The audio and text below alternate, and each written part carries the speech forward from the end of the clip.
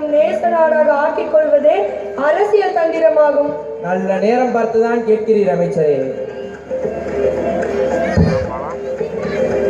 மன்னர் பெருமானுக்கு வணக்கம். யார்? விமலாதித்தனா?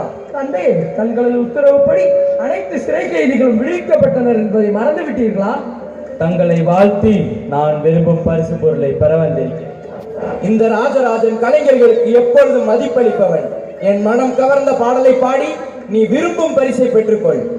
முத்தமிழ் போல் வித்தக நாவில் நுழைந்திடும் நாயகனே, புலி வரைந்த கொடி அசையும் முன் பயவர் முடிதுறந்து உன் அடிபணிந்திடுவர்.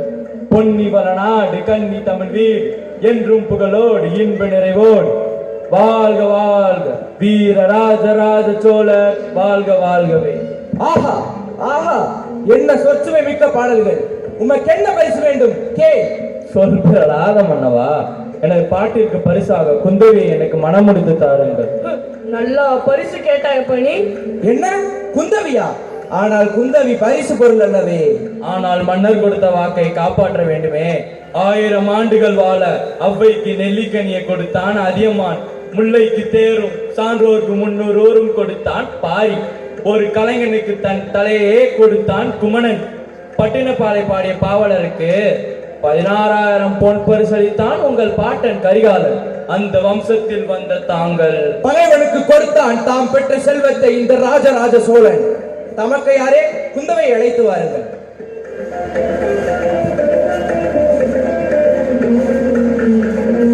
இதென்ன ராஜதந்திரத்தை மறந்து? ஆமாம், தாங்களை போல் மாமன்னரை விஷம் வைத்துக் கொள்ளவும் தக்க தருணம் பார்த்து சத்யாசிரியனுக்கு ஓலை அனுப்புதலும் தானே ராஜதந்திரம்.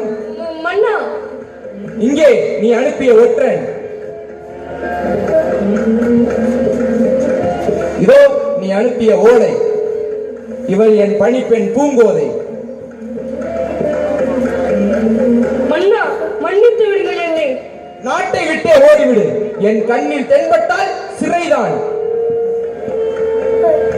பாலதேவரே, வழி அந்த பக்கம்.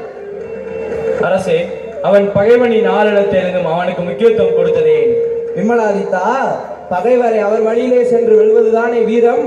ஆனால் என்னை இவ்வளவு சோதித்தது என் உயிரின் மேலான மகளையும் என் நாட்டு எல்லை பாதுகாப்பையும் எதற்கும் அஞ்சா ஒரு வீரனிடம் ஒப்படைக்க வேண்டும் அல்லவா?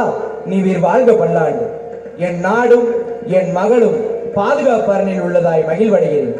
மன நிறைவுடன் விடைபெறுகிறேன். அரசே.